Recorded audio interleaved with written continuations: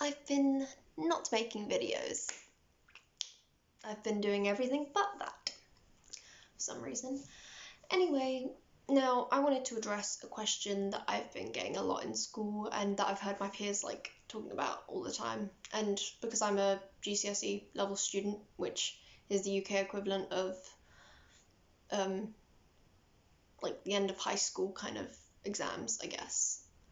And this is kind of our major exams before A levels, which are further exams, I guess. There's a lot of exams in England. Not good. Not good. Not good. This. The UK is a nightmare. No. But anyway, I've been getting the question how to revise. And how do you revise for your GCSEs? How do you revise for certain subjects? Because every subject can be very different with the way you want to revise and the websites you want to be using and what you want to be doing for those subjects.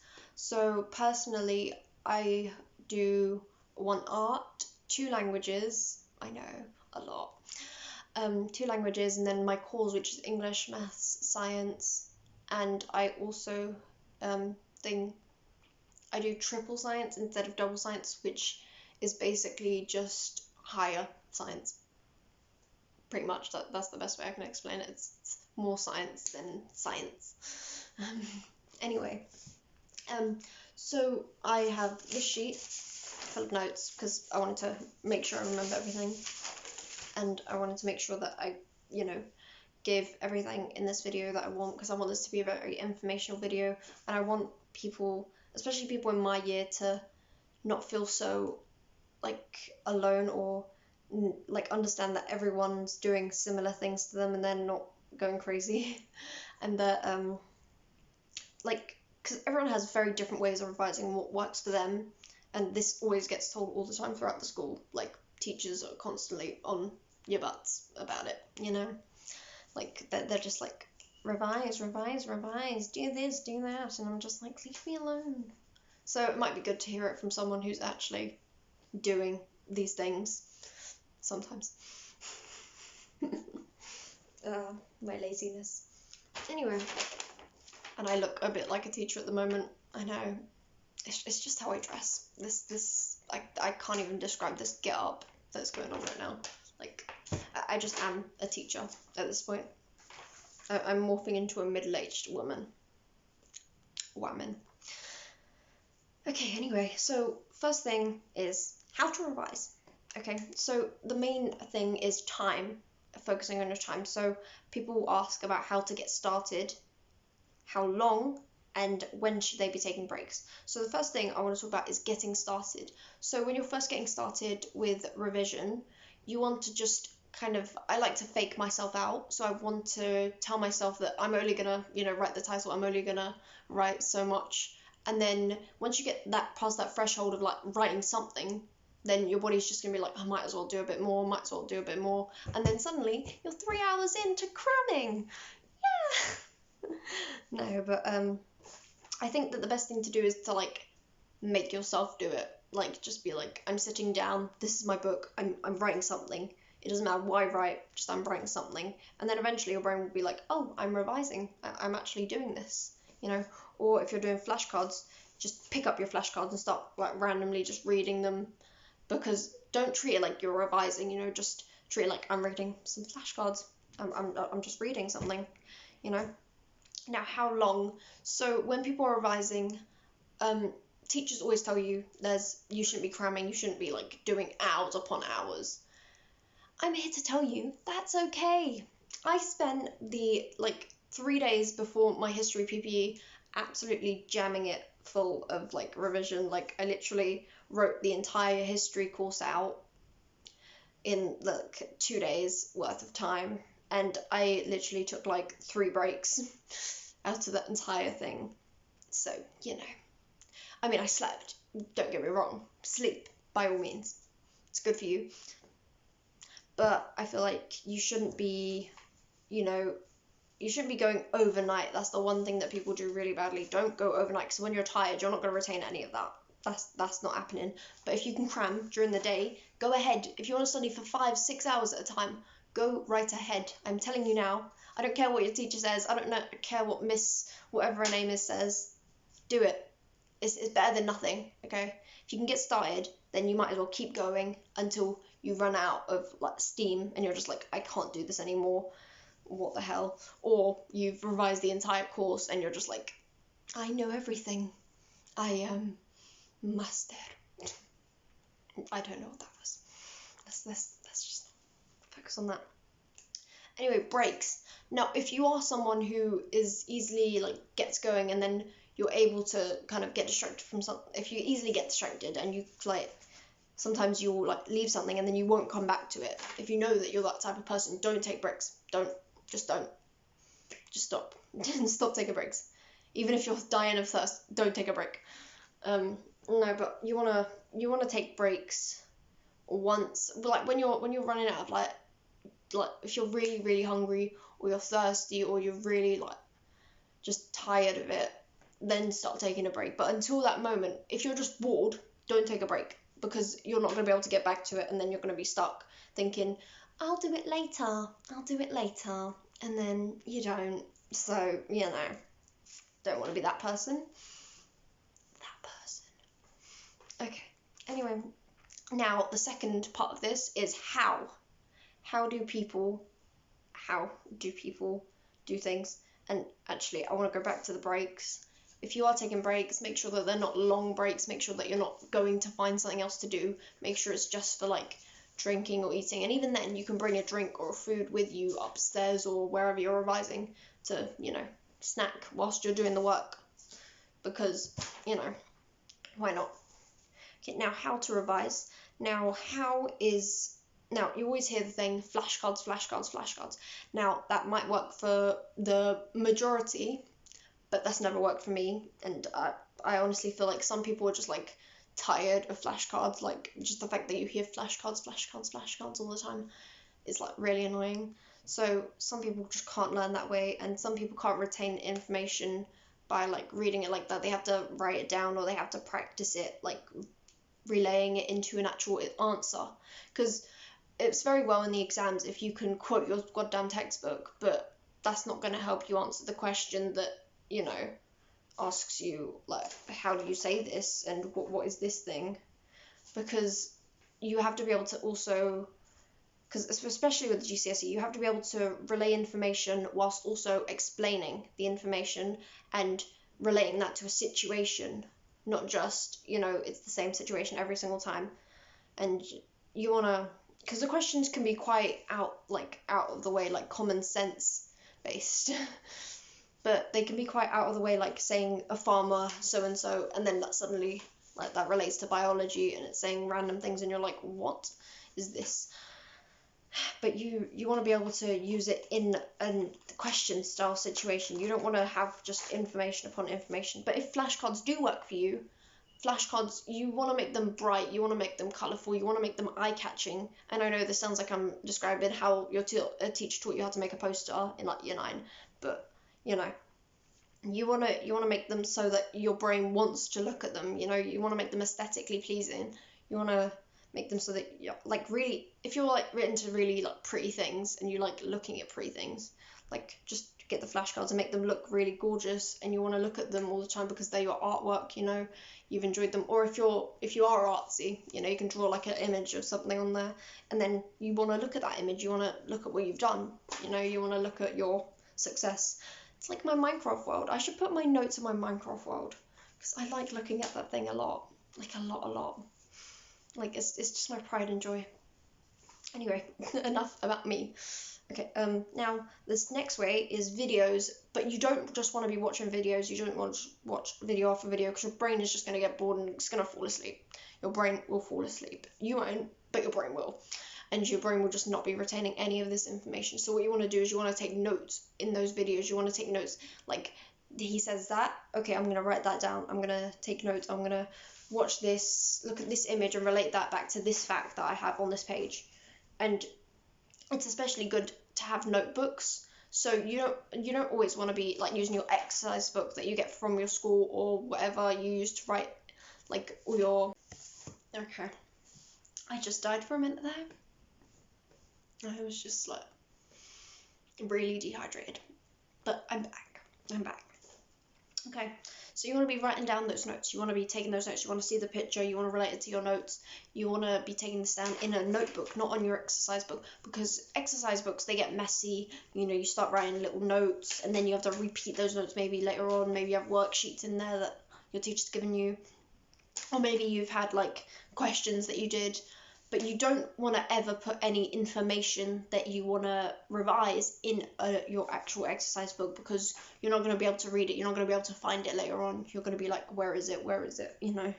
So the next thing is rewriting notes, and that's what I like to do. I like to take my exercise book, and I like to take the information from there, and I want to put it on a page, and I want to clarify everything to myself. So I want to be like, do I understand this, what I've written down?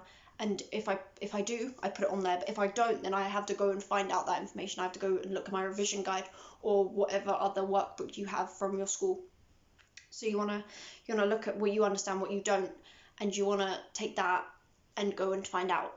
And and if you do know something, then repeating it, that's just gonna bring it back into your brain. That's gonna make you remember everything.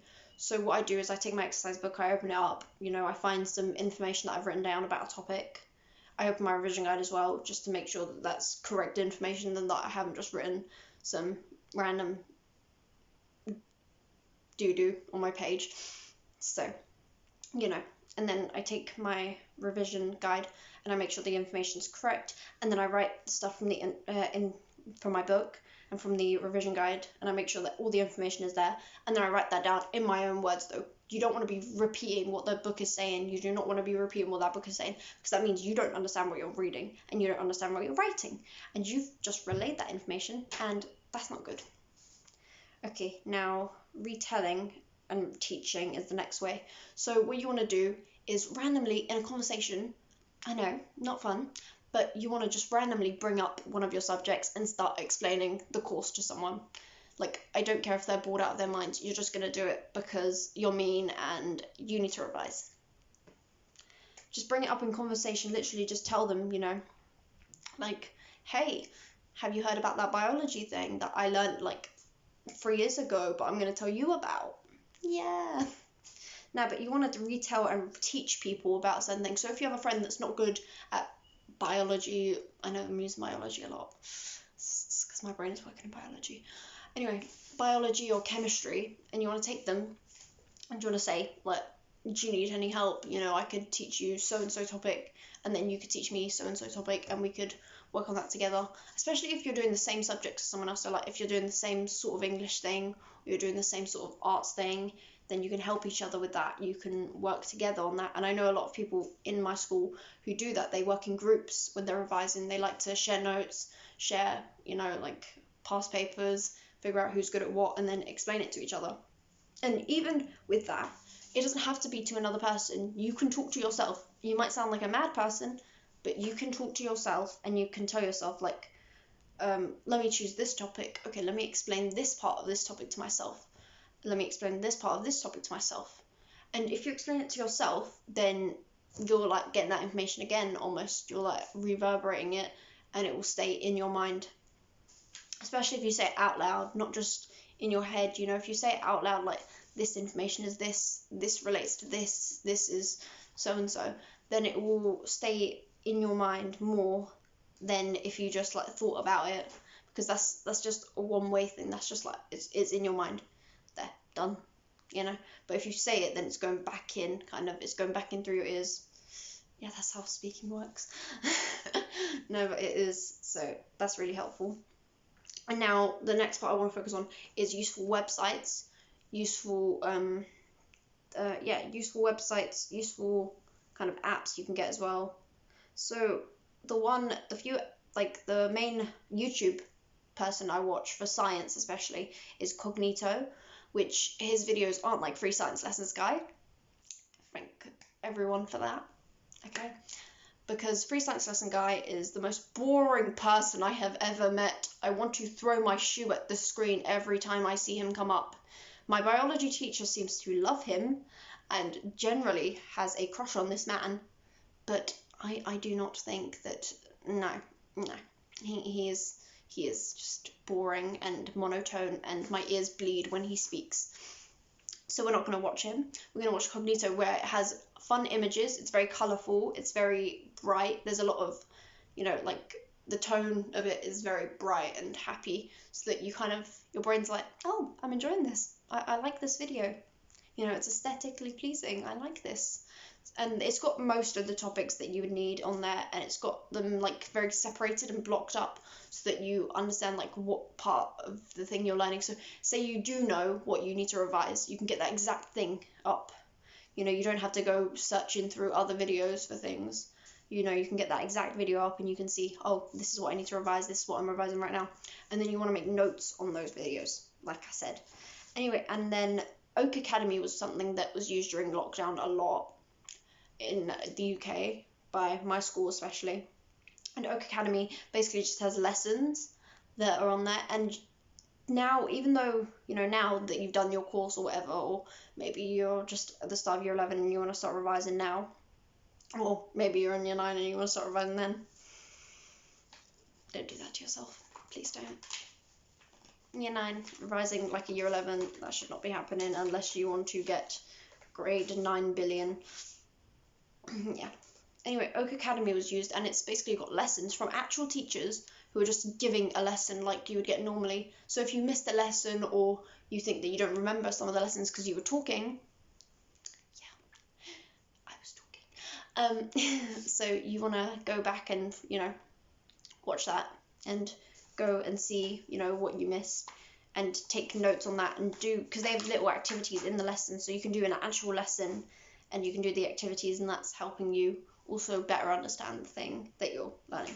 And then Quizlet is really good for languages. So Quizlet is like flashcards basically, but like online flashcards for languages. And usually you can find all types of languages on there, and usually teachers have made them. So like in your school, you might have teachers that do make Quizlet sets for you. So in my school, we do have a lot of teachers that make Quizlet sets, and I do my French and my Russian on there. So my French and my Russian, I get up like I have a folder full of Russian things and a folder full of French things, and I just do them topic by topic, and I just like go through them every once in a while. And I know my teacher said to do 20 minutes a day, but how about 20 minutes every 5 weeks? Sounds good. And then another thing for science is Seneca. Now your teachers might have, given you Seneca or whatever, or like shown you during their class and stuff. But Seneca has like stuff for like learning topics, especially AQA GCSE topics, which is mostly used around. And Seneca is really good, and I'm hoping that people that are actually in my school watching this, and they won't ask me, how do you revise? Because I'll be like, watch my video.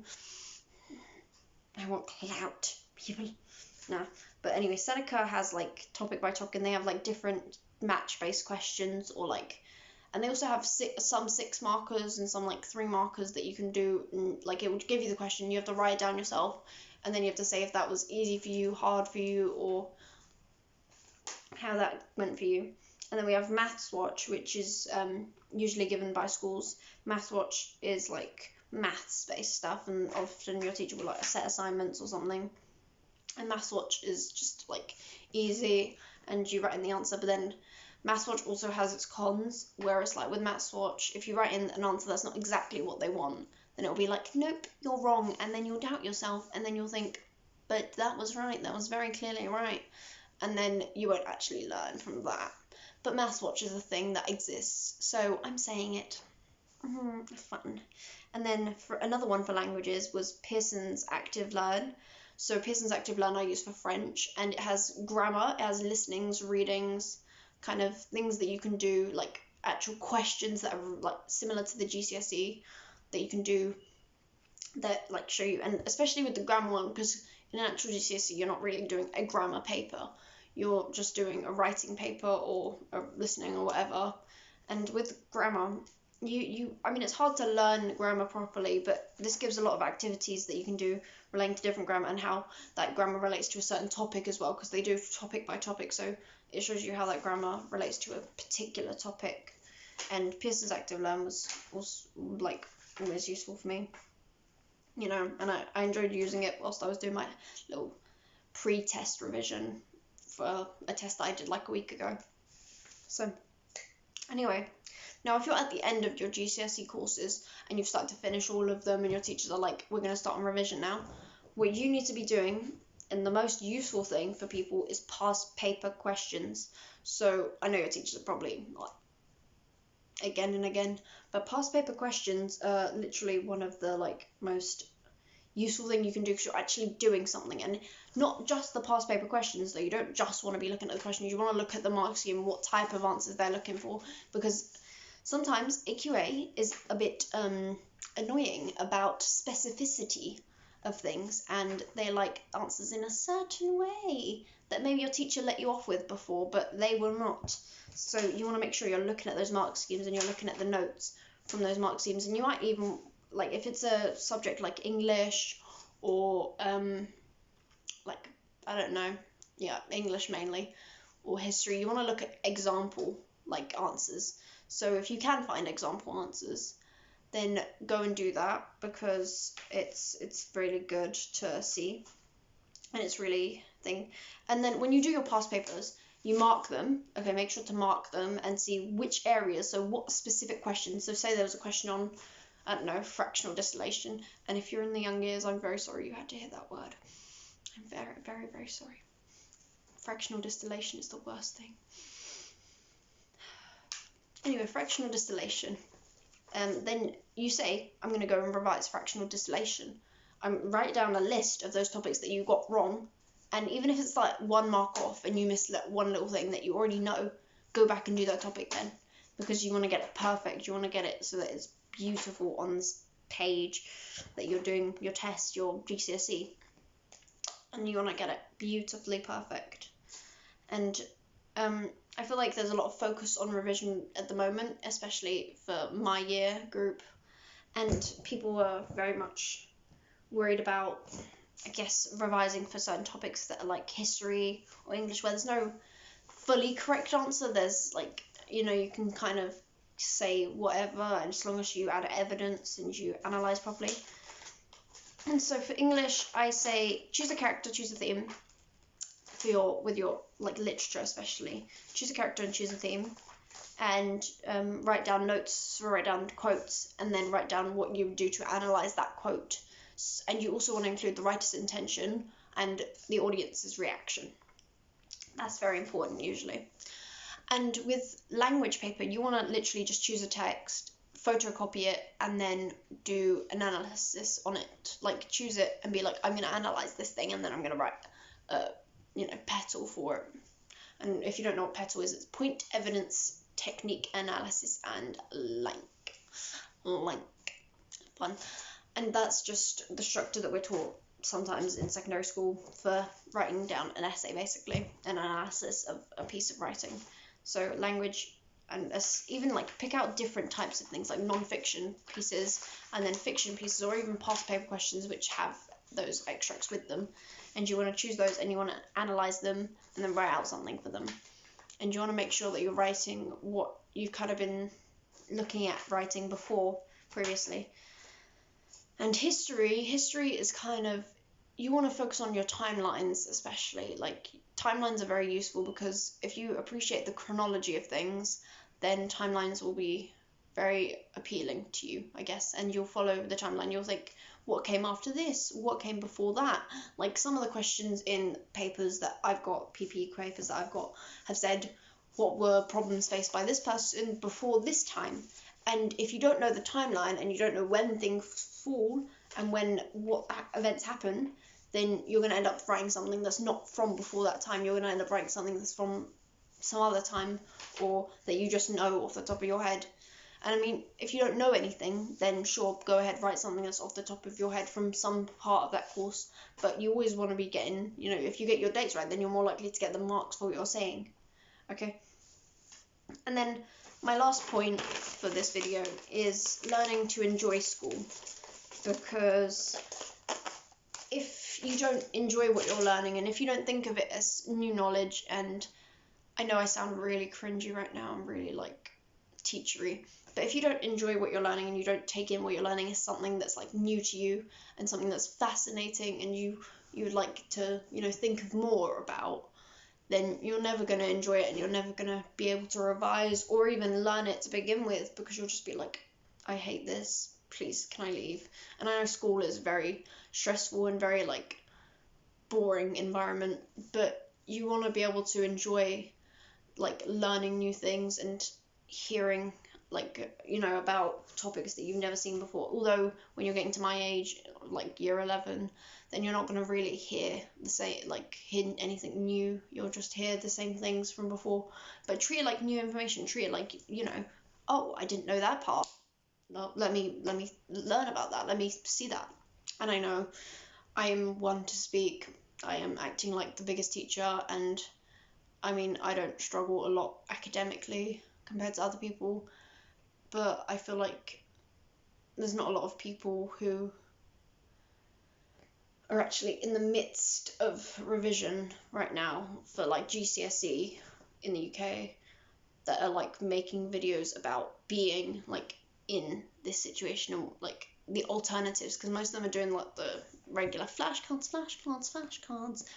notes, but it's just, you have to work on your time as well. And in this time, it's kind of weird about mental health and stuff. Like, you're kind of stressed all the time, and you're also not stressed, but you're also stressed. So you kind of wanna, like give yourself a break sometimes and just say, I did my best. No, even if you didn't do your best, I did something. I did something. Congratulate yourself, which I do a lot for some reason. I'm very self-absorbed, quite clearly. But anyway, if you congratulate yourself, like, I did a piece of revision, I'm proud of myself for that. Even if it's the tiniest little bit, I'm glad I did that, and I've done it. Because it's never going to feel like enough, ever, really. You're never going to feel fully prepared for everything, no matter what you do. And, you know, GCSEs can be like a new situation to people, and new situations make people anxious and stressed out. So it's good to just know that the GCSEs aren't going to change your life, really. Like, not really. Are they going to do very much? I mean, getting a good grade might affect your, like, where you're going to college or where you're going to sixth form. But honestly, if you at least pass, then you've done something, and you should be glad about that. And although you might be upset that you might not have gotten what you wanted, you can always, you can always think about the fact that you did it. You did something. You've passed. It could have been way worse. Just always think it could have been way worse. And this video is literally getting to 30 minutes now, and I've been talking for 30 minutes straight, and my editing software isn't working, so I'm not sure if I'm going to be able to edit this video properly and get things nicely. But I got a new phone, so, my editing thing isn't downloading on this thing. And yes, I use a phone app editor. But anyway, we're getting to 30 minutes, and this is a long ass video. So, bye-bye, everyone. And have fun not revising and procrastinating until your GCSEs.